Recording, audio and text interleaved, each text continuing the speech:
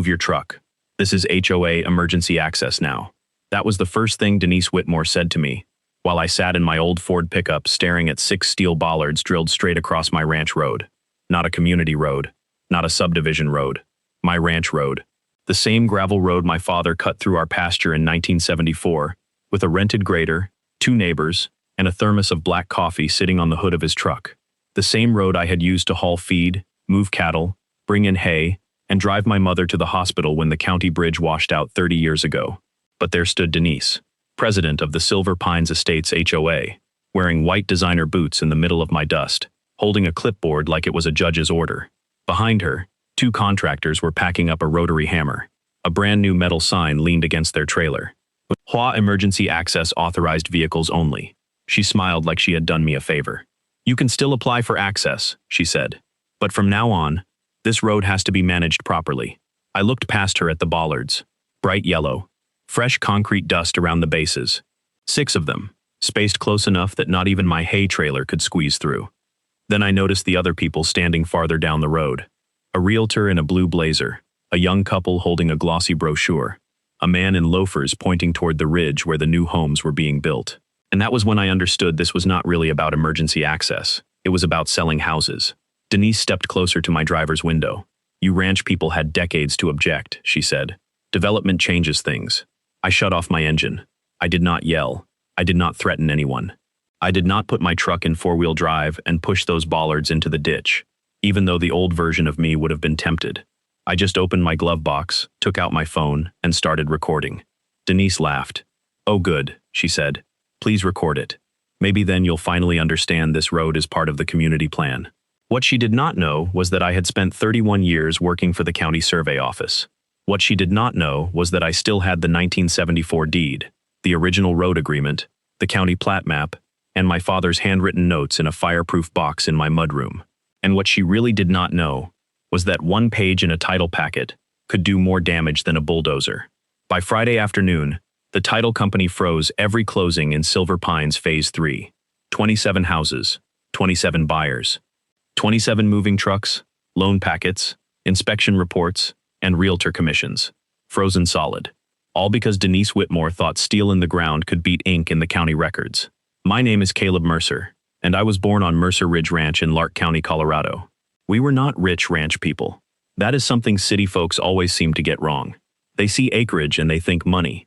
They do not see the broken fences, the feed bills, the vet calls at midnight, the frozen pump lines, or the years when hay costs more than the calves bring at auction.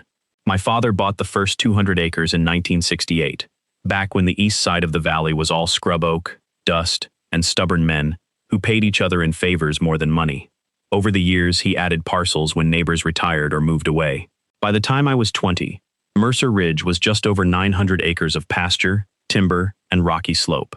The ranch road was not fancy. It was 0.8 of a mile of gravel, running from County Road 19 along the east fence line, then bending west toward the barn, the house, and the upper pasture. My father cut it because the old wagon lane flooded every spring. The county would not maintain it, so he did. He used to say, "A road is a promise, son. You build it right, and people can count on getting home." That road carried every important thing in our life. My mother's old station wagon, the cattle trucks, the school bus when the snow was too bad on the low road, the ambulance, the night my father had his first heart attack, the hearse, the morning we brought him home for the last time. After he passed, I stayed. My younger sister had moved to Oregon. My brother wanted nothing to do with ranch work. So the land became mine, not because I was special, but because I was the one who kept showing up. For most of my adult life, I balanced ranch work with my job at the county survey office. I was never a licensed land surveyor, and I will not pretend I was. But I was the records man. I handled old plats, road books, easement files, vacation petitions, right-of-way maps, and boundary disputes that started with 2 angry neighbors and ended with 6 boxes of paper on a conference table. I learned something in that job that most people learn too late. Land does not care what people believe. Land cares what was recorded. A handshake is nice. A brochure is pretty. A board vote sounds official. But when a title officer opens the file, they look for recorded rights. They look for deeds, easements, exceptions, surveys, and legal descriptions. If it is not there, it does not exist just because someone with a clipboard says it does. For 40 years, Mercer Ridge sat beside open pasture, owned by the Hanley family. We got along fine. Old Mr. Hanley had a legal utility easement along the outer edge of my road, because his irrigation pump station sat near the creek. It was narrow, specific, and recorded in 1998. Utility maintenance only. No residential traffic. No public access. No development access. I remembered the document because I filed the county copy myself. When Mr. Hanley died, his kids sold the land to a developer out of Denver called Crestfall Communities. That was the beginning of Silver Pines Estates. At first, I did not object. People sell land. Towns grow. Ranchers do not own the horizon. The developer came to my kitchen table with a rolled-up plan and a young attorney who called me sir too many times. They wanted to build 72 homes in 3 phases along the ridge. I asked one question. Where's your entrance? The developer pointed to County Road 22 on the south side. We'll build a dedicated subdivision entrance here, he said. Your ranch road won't be used. I asked him to put that in writing. He did. Not a perfect agreement. Not a grand legal contract. Just a letter from Crestfall stating that Mercer Ranch Road would not be used for residential, construction, sales, HOA, or public access, unless a separate recorded easement was negotiated with me. I put that letter in my father's fireproof box. Phase 1 went up 2 years later. Big houses with stone fronts, black roofs, and fake rustic beams. Phase 2 followed with walking trails, a clubhouse, and a little pond they called the Preserve, even though they had bulldozed half a hillside to make it. I mostly ignored them. Sometimes a contractor missed a turn and drove up my road. I would stop them, point them back south, and they would apologize. Sometimes a resident walking a golden doodle would wander onto my cattle lane and look surprised when I told them they were on private land. No harm done. Then Phase 3 started. Phase 3 sat closest to my east fence, 27 lots on the ridge, with views of my pasture and the old cottonwoods along the creek. Those lots were the expensive ones. The brochures called them Ranch View Estates. I should have known that name was trouble. The first letter from the HOA came in March. It was printed on thick paper with the Silver Pines logo at the top. 3 pine trees inside a silver circle. Under the logo, the letter said I was required to attend an access compliance meeting. I almost threw it away. Then I saw the phrase, Mercer Ranch Road Emergency Corridor. That got my attention. The letter said the HOA had identified my road as a necessary access route for safety, fire mitigation, and neighborhood continuity. It said the board had voted to standardize access protocols. It said all users of the road would need to register vehicles, display access decals, and comply with HOA emergency road standards. I read it twice. Then I laughed so hard my old dog Hank lifted his head from the porch. I wrote back the same day. To the Silver Pines Estates HOA Board, Mercer Ranch Road is private property, located entirely within Mercer Ridge Ranch parcels, except for a narrow utility easement recorded for maintenance purposes only. Mercer Ridge Ranch is not part of Silver Pines Estates and is not subject to HOA authority. No residential, HOA, construction, sales, or public access easement exists across Mercer Ranch Road. Please remove all references to my private road from your records. Caleb Mercer. I mailed it certified and forgot about it. Denise did not. 2 weeks later, she showed up at my front gate in a white Lexus SUV with tinted windows and a license plate frame that said Board President. I was repairing a hinge on the cattle gate when she stepped out. She was in her late 50s, maybe early 60s, with silver blonde hair cut sharp at the chin. She wore sunglasses big enough to hide half her face and carried a leather folder pressed against her chest. "You're Mr. Mercer?" she asked. "That depends who's asking." She smiled without warmth. "Denise Whitmore, HOA President. I sent you the access letter. I got it. You didn't attend the meeting. I'm not in your HOA. Her smile tightened. That's one interpretation. No, I said. That's the deed. She looked past me at the barn, the rusted hay rake, my mud-caked truck. I knew that look. I had seen it for years from people who moved west and thought anyone with grease under his nails must be simple. Mr. Mercer, she said, Silver Pines is a planned residential community. We have obligations to homeowners, emergency services, and property values. Your refusal to cooperate creates a safety issue. My private road not being your shortcut is not a safety issue. It's not a shortcut. It's the most direct emergency corridor to Phase 3. Then your developer should have built the entrance he promised. Her jaw moved slightly. Crestfall's plans evolved, she said. That happens when people cut corners. She opened her folder and pulled out a color map. I recognized it immediately as a sales map, not a recorded plat. The kind realtors use because it looks clean and simple. She pointed at a red line drawn along my road. This shows the emergency route. Who drew that line? The Access Committee approved it. That's not what I asked. She tapped the paper. The board has authority to designate safety corridors on HOA property and common use areas. My road is neither. She removed her sunglasses. Her eyes were pale blue and cold. You're making this harder than it needs to be. No, Mrs. Whitmore. I'm making it accurate. She stared at me for a long second, then said the first sentence that made me realize exactly who I was dealing with. You know, people like you always complain when progress finally reaches them. People like you. There it was. Not a legal argument, not a survey issue, not public safety. Contempt. I had mud on my boots, a torn sleeve, and a 30-year-old pickup parked behind me. Denise had already decided what I was before she knew what I had. I wiped my hands on a rag. You need to leave. This isn't over. No, I said. It usually isn't with people who bring fake maps to real property lines. She drove away with dust curling behind her Lexus. After that, the letters started coming faster. The first accused me of obstructing an emergency access corridor. The second said my private gate created liability exposure for the community. The third demanded that I remove my private road signs because they were inconsistent with neighborhood character. The fourth included a fine schedule, $100 per day for non-compliance. I wrote back once, then I stopped. I had learned a long time ago that some people do not send letters to communicate. They send letters to create a paper trail that makes them look reasonable later. So I created a better one. I bought a new binder. I labeled the spine Silver Pines Access Claim.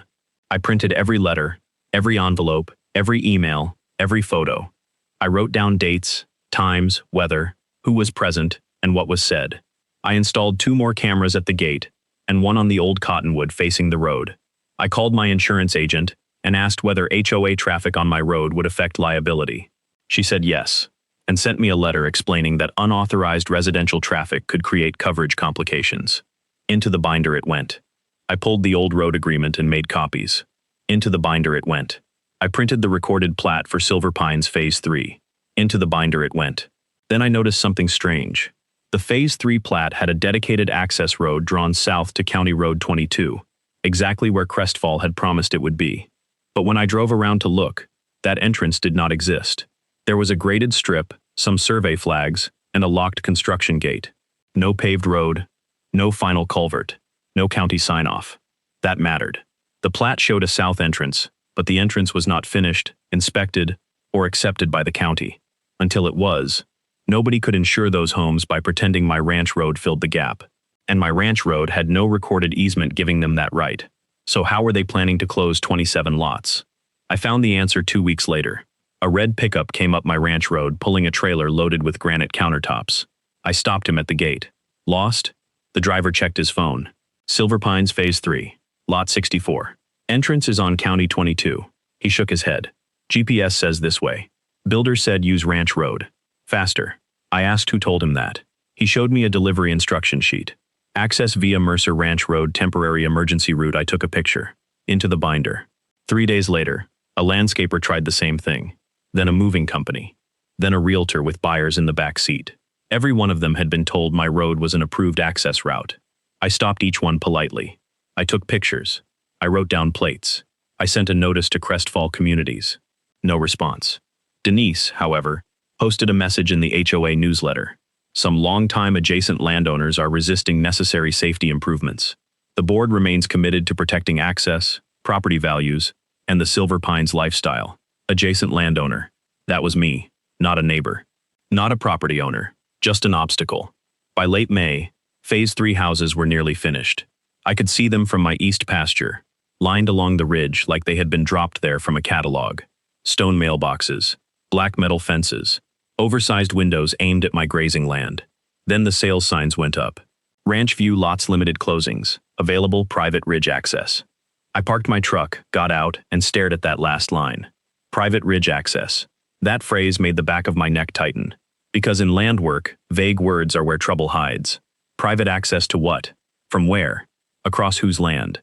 The next morning, I called a friend of mine named Marion Ellis. She had worked in title insurance for almost 40 years and knew more about access problems than most real estate attorneys. Marion, I said, How nervous would a title company get if a subdivision advertised access across a road it didn't have an easement for? She went quiet. How many lots? She asked. 27. Are they closing? Looks like soon. Do they have another legal entrance? They have one on the plat, but it isn't finished, inspected, or accepted. Then they have a problem. That bad? Caleb, a title company does not care who sounds confident. It cares whether a buyer can legally reach the front door. That was all the explanation I needed. Who's handling the closings? I asked. Front Range Title. I knew them. Careful people. Not reckless. Would they know about the Ranch Road issue? Only if someone tells them. I looked at the binder sitting on my kitchen table. Then someone should. But before I sent anything, Denise made her big mistake. It happened on a Thursday morning. I was hauling feed from the lower barn when I saw dust rising near the gate. By the time I came around the bend, 3 trucks were parked on my road. A contractor's trailer sat sideways. 2 men were drilling holes into the gravel shoulder, and 6 yellow steel bollards lay on the ground. Denise stood near them with her clipboard. I stopped my truck 20 yards away and got out. Shut it down, I called. One contractor looked at Denise. She raised a hand like she was directing traffic. Keep working. I walked closer, slowly. Those holes are on my property. Denise smiled. These are temporary access control devices. They're bollards. They're safety bollards. They're trespass. She stepped in front of me, close enough that I could smell her perfume over the concrete dust. You have ignored every reasonable attempt to coordinate, she said. The HOA has authority to secure emergency corridors. Not on my deed. She lifted her clipboard. This road serves Silver Pines. This road serves my ranch. Not anymore. That was when I saw the realtor and the young couple. The woman had one hand over her mouth. The man was watching us like he had just realized the house he wanted came with a problem. Denise saw me notice them. These buyers are closing next week, she said, loud enough for everyone to hear. They were guaranteed this access. You are not going to ruin that because you don't like change. I let the sentence hang there. They were guaranteed this access. That was the confession. I turned on my phone camera. Mrs. Whitmore, can you repeat that? Her eyes narrowed. Don't play games with me. You said buyers were guaranteed access across Mercer Ranch Road. Who guaranteed that? The community plan guarantees it. Is there a recorded easement? She laughed toward the buyers, like I had asked something silly. There are documents. What documents? HOA documents. Recorded where? Her smile disappeared. The contractor finished the first hole. The drill screamed into the morning. Dust sprayed across the gravel. I took photos of the equipment, the holes, the bollards, the vehicles, the sign, and the people present. Then I called the sheriff's office. Denise called too. I could hear her on the phone. Yes, I need a deputy. We have a hostile rancher interfering with emergency access installation. Hostile. That went into the binder before the deputy even arrived. Deputy Aaron Pike pulled up 20 minutes later. He was young but not foolish. I had known his father. Good man. Aaron stepped out, looked at the bollards, then looked at Denise's clipboard and my dusty truck. All right, he said. Everybody slow down. Denise walked straight to him. Deputy, this man has been obstructing HOA emergency access for months. We are installing safety controls approved by the board, and he is threatening our contractor. I haven't threatened anyone, I said. Aaron looked at me. Mr. Mercer, do you own this road? Yes. Denise cut in. That's disputed. It is not disputed, I said. It's recorded. She opened her folder and pulled out the sales map again. Aaron glanced at it. Ma'am, is this a recorded county plat? It's an HOA access map. That's not what I asked. I almost smiled. Almost. I handed Aaron a copy of my deed, the 1998 utility easement, and the Silver Pines recorded plat. He read quietly. Denise kept talking. This is bigger than one man's stubbornness, she said. We have families closing. We have safety obligations. We have property values. Aaron looked up. Mrs. Whitmore, I'm not making a civil property ruling on a roadside, but I am documenting that Mr. Mercer has presented recorded documents indicating this road is private and that the bollards may be on his parcel. Maybe, she snapped. I said I'm documenting. And what about the buyers? Aaron turned on his body cam toward her. What buyers? Denise pointed back at the couple. They are closing on lot 71. They were promised access. So were all Phase 3 buyers. This man is sabotaging the development. Aaron looked at me. I looked at him. He knew what he had just recorded. I said nothing. That is one of the hardest things to learn in a dispute. Silence feels weak when someone is lying about you. But sometimes, Silence lets them build the record better than your anger ever could. Aaron told Denise to stop further installation until the property line could be verified. She argued. He repeated himself. The contractors packed up, leaving 3 holes drilled and 3 bollards already set. Denise pointed at me before she left. You'll be hearing from our attorney. I hope he reads maps, I said. That afternoon, I drove home, washed my hands, made coffee, and opened my father's fireproof box. It still smelled faintly like smoke from the old barn fire in 1986. Inside were insurance papers, birth certificates, my parents' marriage license, old cattle records, and the land files wrapped in a cracked leather strap. My father had written on the top folder in pencil, "Road, do not lose." I sat at the kitchen table and opened it. There was the 1974 deed. There was the private road construction affidavit. There were receipts for gravel, culvert pipe, grading, and the first gate. There was the 1998 utility easement, with language as clear as daylight. This easement is limited exclusively to utility inspection, maintenance, repair, and replacement activities, and shall not create or imply any right of public, residential, commercial, subdivision, or general vehicular access. I read that sentence 3 times. Then I found the Crestfall letter from years earlier. Mercer Ranch Road will not be used for residential, construction, sales, HOA, or public access unless a separate written and recorded easement is negotiated with Mercer Ridge Ranch. Signed by a Crestfall vice president. Into the packet. I pulled the county GIS map. I pulled the recorded Phase 3 plat. I marked where the bollards sat, 14 feet inside my parcel. Not on the boundary, not in the utility easement, inside my land. I printed photos from my cameras showing the contractor drilling. I printed Denise's letters. I printed the delivery instruction sheet. Then I called Marion again. I have the packet. Send it to the title company, she said. But keep it clean. No emotion. No accusations you can't prove. Just ask them to verify insurable access. That was good advice. People like Denise thrive on drama. Title people do not. Title people like clean questions with recorded documents attached. So I wrote 1 page. To Front Range Title, I am the owner of Mercer Ridge Ranch, including Mercer Ranch Road. It has come to my attention that Silver Pines Estates Phase 3 lots may be represented as having access through Mercer Ranch Road. The Phase 3 plat shows an entrance from County Road 22, but that entrance does not appear to be completed, inspected, or accepted by the county. No residential, HOA, subdivision, construction, sales, or public access easement exists across Mercer Ranch Road to my knowledge. Attached, please find relevant recorded documents, plat references, correspondence, photographs of recent unauthorized bollard installation, and the recorded utility easement limiting use to utility maintenance only. Please verify insurable legal access before closing any lot relying on Mercer Ranch Road. Respectfully, Caleb Mercer. I sent copies to Front Range Title, Crestfall's attorney, the county recorder, the county planning office, and my own attorney, a quiet woman named Paula Grant who had helped me with a fence dispute years earlier. Then I waited. Nothing happened on Thursday. Friday morning, I fixed the south fence and moved a mineral feeder. At 1:17 p.m., Marion called. "You sitting down?" she asked. "No. Sit anyway." I leaned against the fence post. Front Range issued a closing hold on Phase 3. How many? All of them, from what I hear. I looked across the pasture toward the ridge houses. All 27? All 27. Pending access verification. I closed my eyes. Not out of joy. Not exactly. There is a strange feeling when a problem you have warned people about finally becomes real. Part of you feels vindicated. Part of you wishes someone had listened before families got caught in it. By 3 o'clock, my phone started ringing. First Crestfall's attorney, then a realtor, then an unknown number that turned out to be a buyer, then Denise. I did not answer Denise. She left a voicemail. "You have no idea what you just did," she said. Her voice was tight, furious. "You are interfering with lawful real estate transactions. You are hurting families. If you think hiding behind old ranch paperwork is going to stop progress, you are very mistaken." I saved the voicemail. Into the binder. That evening, a local realtor I knew sent me a screenshot from the Silver Pines residence group.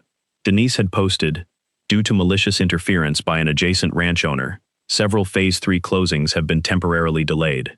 The board is pursuing all legal remedies to protect homeowners and buyers." Malicious interference.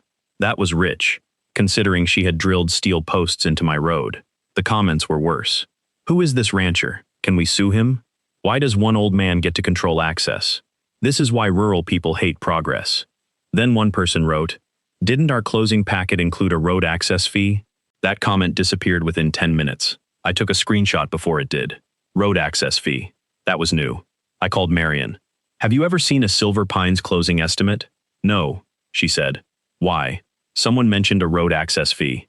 She went quiet again. "Caleb, find one." I did not have to look far. The young couple from the Bollards scene showed up at my gate the next morning. Their names were Ethan and Laura Bell. They looked exhausted.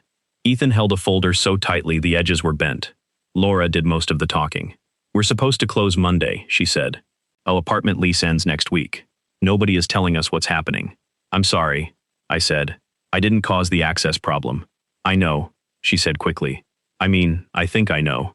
We saw what happened yesterday." Ethan opened the folder. "Our closing estimate has this line." He pointed. "Private access improvement assessment. $4,800. I felt my stomach drop. "May I take a photo?" He nodded. The line item did not say Mercer Ranch Road, but below it, in the disclosure notes, was a phrase, "For maintenance and improvement of designated emergency pre-chase.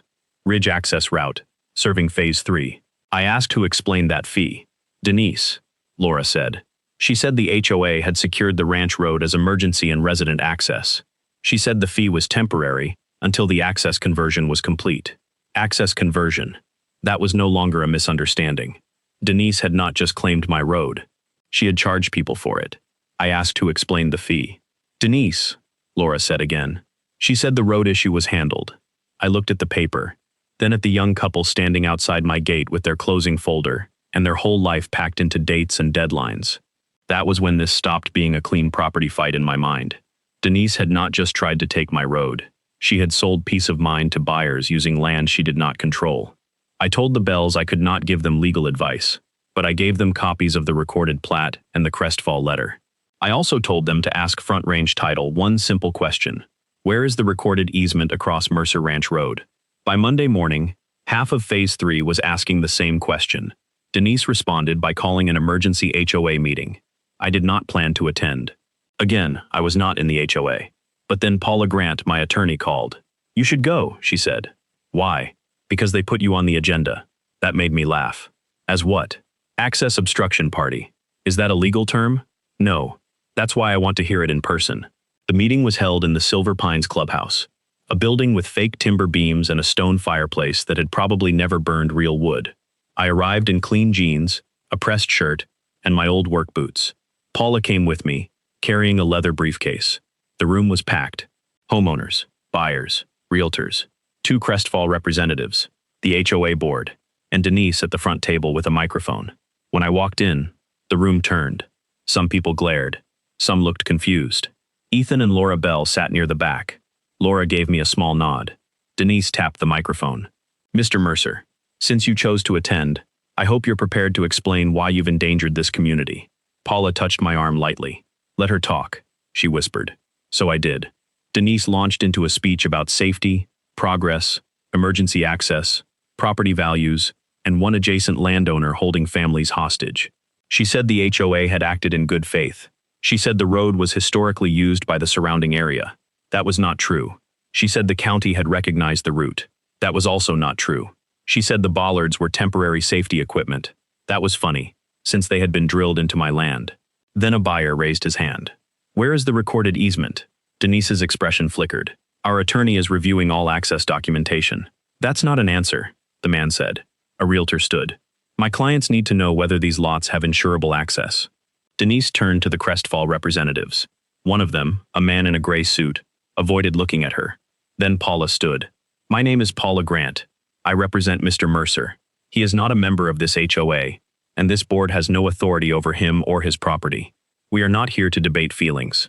We are here because unauthorized bollards were installed on private ranch property, and because buyers appear to have been charged fees related to an access route, no recorded document grants." The room changed temperature. Paula placed copies of the documents on the front table. "Here is the recorded 1974 deed. Here is the 1998 utility easement. Here is the recorded Phase 3 plat. Here is correspondence from Crestfall stating Mercer Ranch Road would not be used for residential, construction, sales, HOA, or public access without a separate recorded easement. If such an easement exists, we invite the HOA to produce it." Silence. Then Denise said, This is legal intimidation. Paula looked at her calmly. No. This is a title question. That sentence hit harder than shouting would have. A title question. Not a neighbor dispute. Not a personality clash. Not old rancher versus new homeowners. A title question. And title questions scare people because they do not care about charm. A woman in the front row stood up. She looked around 40, sharp suit, realtor badge on her jacket. My buyer's lender will not fund without title clearance, she said. If the road access is unresolved, we need disclosure now. Another buyer stood. Did our access fee go to the HOA? Denise's face tightened. The treasurer, a nervous man named Alan Pierce, shuffled papers beside her. That's not on tonight's agenda, Denise said. It is now, someone snapped. I looked at Alan. He looked like a man wishing the floor would open. After the meeting, he found me in the parking lot. Mr. Mercer, he said quietly. Can we talk? Paula stepped closer. Anything you say to my client, you can say in front of me. Alan swallowed. I didn't know the road wasn't secured. Who told you it was? I asked. Denise. She said Crestfall had an agreement. With me? With the ranch. I didn't ask details, Paula said. And the access fees? Alan looked toward the clubhouse doors. I need protection before I talk about that. That was when we knew there was more. 2 days later, Paula received an email from Alan's personal account. Attached were invoices, bank records, and internal HOA memos. The access fees had not gone directly into the normal HOA operating account. They had gone through a vendor called Whitmore Access Management LLC. Whitmore, Denise's husband's last name. The invoices described consulting, emergency access coordination, private road improvement planning, and bollard installation management. The total collected or scheduled across Phase 3 buyers was over $129,000. I sat in Paula's office while she read through the documents. She monetized the problem, Paula said. She created the problem. Yes, Paula said. Then billed people to solve it. It got worse. The contractor who installed the bollards had submitted an invoice to Whitmore Access Management, not the HOA directly. Denise had approved reimbursement from HOA access assessments. The work description said, installation of control bollards on designated Silver Pines emergency access route. Designated by whom? Denise. Recorded where? Nowhere. By that point, Front Range Title had requested a formal access opinion from Crestfall and the HOA. The county planning office had also opened a review because Phase 3's final access improvements were not complete, according to the plat. Crestfall tried to distance itself. Their attorney sent a letter stating that no residential access across Mercer Ranch Road had been granted by Crestfall, and any HOA representation to the contrary was unauthorized. Denise had been cut loose. That made her dangerous. People like Denise do not fold when exposed.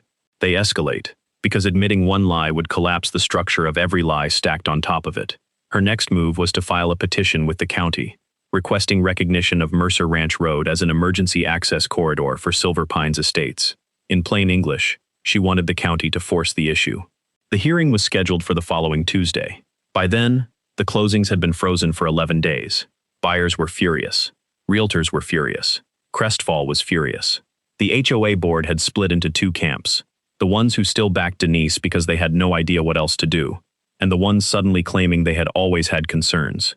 Funny how concerns appear once subpoenas become possible. The county hearing room was standing room only.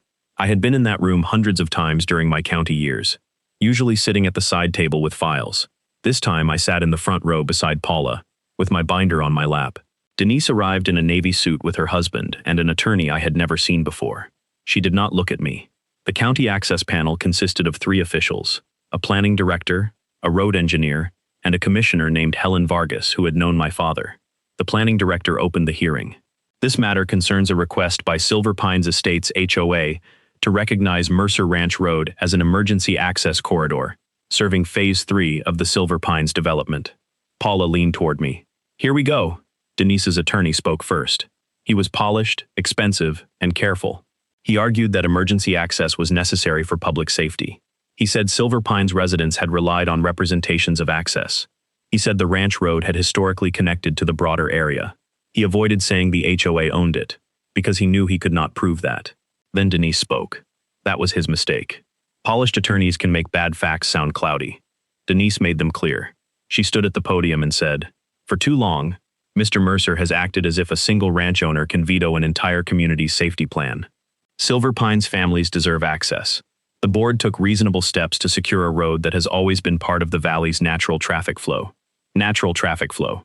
I wrote that phrase on my notepad because it was nonsense dressed in perfume. Commissioner Vargas leaned forward. Mrs. Whitmore, do you have a recorded easement across Mercer Ranch Road for residential or HOA access? Denise said, we have long-standing use.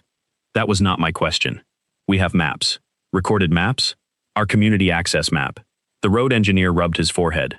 The planning director asked, was Mercer Ranch Road included as an access road in the approved Phase 3 plat? No, Denise admitted. But it should have been. Should have been. The room stirred. Then Paula stood. She did not give a dramatic speech. She did something better. She put the documents on the projector. First, the 1974 deed. Then the 1998 utility easement. She highlighted the sentence limiting it to utility maintenance. Then the Phase 3 plat, showing the required entrance on County Road 22. Then the county status showing that entrance had not yet been completed, inspected, or accepted. Then the crestfall letter promising not to use my road. Then the photos of the bollards. Then a survey overlay showing the bollards 14 feet inside my property. Then the buyer closing estimate showing the private access improvement assessment, $4,800. Then the invoice from Whitmore Access Management LLC. The room was silent. Paula said, this is not an emergency access dispute. This is an attempt to retroactively create access after homes were marketed and fees were collected, without a recorded right. Denise's attorney stood quickly. We object to any implication of wrongdoing by my client. Commissioner Vargas looked at him. This is not a court. Sit down. He sat. Then the title officer from Front Range Title spoke.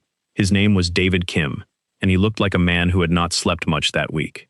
Our company cannot ensure access based on HOA representations, sales maps, or assumptions, he said.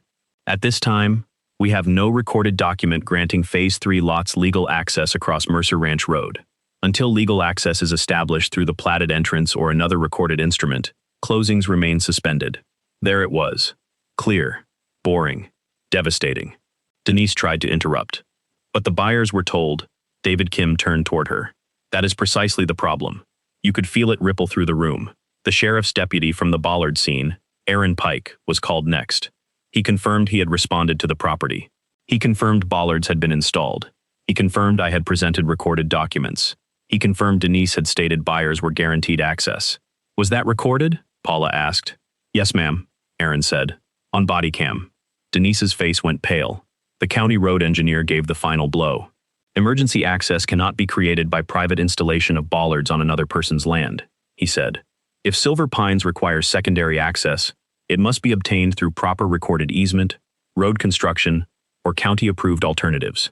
Nothing in this file grants the HOA authority over Mercer Ranch Road. Commissioner Vargas closed her folder. The petition is denied. For a second, no one moved. Then everyone started talking at once.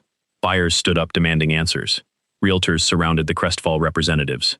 Denise's attorney put a hand on her arm, but she shook him off. She turned and pointed straight at me. This man destroyed our community. I stood slowly. No, I said. You sold them a road you didn't own. That was the only sentence I said at the hearing. It was enough. The next 3 weeks were a storm. Crestfall fired off notices. The HOA board held a closed session and emerged without Denise as president. Alan Pierce resigned as treasurer, but turned over more records. Whitmore Access Management became the subject of an investigation. The contractor claimed he had been told the HOA had authority and agreed to remove the bollards at no charge to me. I made them do more than remove them. They had to restore the roadbed, fill the drill holes properly, compact the gravel, replace the damaged survey stake, and pay for a surveyor of my choosing to mark the boundary. On the morning they removed the bollards, I stood by the fence with Hank sitting beside me. Denise was not there. Her husband came instead, looking smaller than I expected. The contractor cut the first bollard loose, lifted it with a skid steer, and laid it on the trailer. Steel in the ground. Not so permanent after all. By then, the county had forced Crestfall to complete the proper south entrance before any Phase 3 closing could proceed. That meant culvert work, grading, paving, signage, inspection, and approval. It cost them far more than doing it right the first time would have. Buyers received amended disclosures. The access assessments were refunded. Some buyers walked away. Others stayed. But not because Denise told them to. They stayed because they finally had honest documents in front of them. Laura and Ethan Bell stayed. They closed 6 weeks late, after the south entrance opened. A month later, They drove to my gate with a pie from the bakery in town. "We owe you an apology," Ethan said. "No," I told him. "You were lied to." Laura looked down the gravel road behind me. "I thought you were just the angry rancher holding everything up." "I know. Denise made it sound like you hated all of us." "I don't hate people for buying houses," I said. "I hate being told my property belongs to someone else because it's convenient." She nodded. "We read every page at closing this time," Ethan said. "Good," I said. "Keep doing that." That winter, Silver Pines elected a new board. Their first official act was to pass a property boundary policy, requiring recorded documentation before the HOA could claim or regulate any adjacent land, road, fence, trail, drainage feature, or access point. Their second act was to remove every reference to Mercer Ranch Road from HOA maps. Their third was to invite me to a community meeting. I almost said no, but Paula told me, "You should go. Not for them, for the next person." So I went. The clubhouse looked different without Denise at the front. Less like a stage, more like a room full of tired people trying to understand how they had been fooled. A man asked me how to check whether an easement was real. A woman asked what title exceptions meant. A younger couple asked whether HOA maps were legally binding. I answered what I could and told them when to ask an attorney. Then I said something my father used to tell me. Never confuse access with permission. Never confuse a map with a deed. And never assume someone has authority just because they printed a sign. That could have been the end of it. But people kept asking questions. So Paula and I helped start a small property records clinic at the county library. Nothing fancy. No legal representation unless someone hired a lawyer. Just basic education. How to read a deed. How to find a plat. What an easement looks like. What title insurance does and does not do. The first session had 12 people. The second had 38. Ethan and Laura volunteered at the sign-in table. Even Alan Pierce came once. He looked ashamed when he saw me. "I should have asked more questions," he said. "Yes," I said. "I'm sorry. I believe you." That was all. Not every apology needs a hug. As for Denise, she left Silver Pines before summer. The investigation into the access fees did not make the evening news, but it made enough noise that everyone knew. Whitmore Access Management dissolved. Her husband's company repaid money through a settlement. Denise signed something admitting no wrongdoing, which is what people with attorneys do when the wrongdoing has already been spread across enough documents. I never got a dramatic courtroom confession. Most real justice is not dramatic. It is paperwork corrected, money returned, signs removed, roads reopened. People reading what they should have read the first time. A year after the Bollards came out, I replaced the old wooden sign at the entrance to Mercer Ranch Road. The new one was simple. Mercer Ranch Road, private property, no HOA access, recorded emergency use by agreement only. That last line matters. Because despite what Denise told people, I was never against emergency access. If a fire truck needs through and the south entrance is blocked, I am not going to sit there polishing my deed while someone's house burns. So we did it correctly. The fire district, the county, and I recorded a limited emergency access agreement. Specific purpose, specific conditions, no residential traffic, no HOA control, no fees, no fake authority, no confusion, a real document, a real agreement, a real record. The first time the fire chief drove through after it was recorded, he stopped by the barn. "Appreciate you working with us," he said. "I always would have," I told him. "I just wasn't going to be robbed first." He laughed. People ask me sometimes whether freezing those closings felt good. The honest answer is complicated. Did I enjoy watching Denise explain why there was no easement? Yes. Did I enjoy seeing the bollards removed? Absolutely. Did I enjoy knowing her little access fee scheme collapsed under the weight of her own documents? I would be lying if I said no. But I did not enjoy watching young families panic because their movers were scheduled and their lender would not fund. I did not enjoy seeing people realize the person they trusted had sold them a promise she never owned. That is the part people like Denise never understand. When they abuse power, they do not just hurt the person they target. They poison everyone downstream. They make neighbors suspicious. They make buyers afraid. They make an entire community start with a lie. And for what? Control. A shortcut. A fee. The pleasure of telling an old rancher in muddy boots that development changes things. Well, she was right about one thing. Development does change things. It changes pasture into streets. It changes ridges into roof lines. It changes quiet mornings into construction noise. Sometimes that is just life. But it does not change a deed. It does not erase a property line. It does not turn a private road into community property. Because a board president needs it for her sales pitch. My father built that road with a rented grader and stubborn hands. He kept every receipt. He recorded what needed recording. He taught me that land is not protected by anger. It is protected by memory, maintenance, and paperwork. Denise saw gravel and thought it was empty. She saw an old truck and thought I was weak. She saw a ranch road and thought it was unused enough to steal politely. But the thing about quiet people is this. Sometimes we are not quiet because we are scared. Sometimes we are quiet because we are reading. And when the right page turns up, the whole room changes. Denise brought steel bollards. I brought the deed. She brought an HOA map. I brought the county plat. She brought a sales promise. I brought a title exception. She brought a clipboard. I brought the record. And in the end, that was all it took. The title company did not freeze every closing because I yelled louder. They froze every closing because the documents did. So if someone ever stands on your land, points at your road, your driveway, your fence, your garage, your gate, or your water, and tells you it belongs to the community now, do not start by shouting. Start a file. Take pictures. Save letters. Pull the deed. Read the easement. Check the plat. Call the people who care about records more than excuses. Because fake authority loves noise.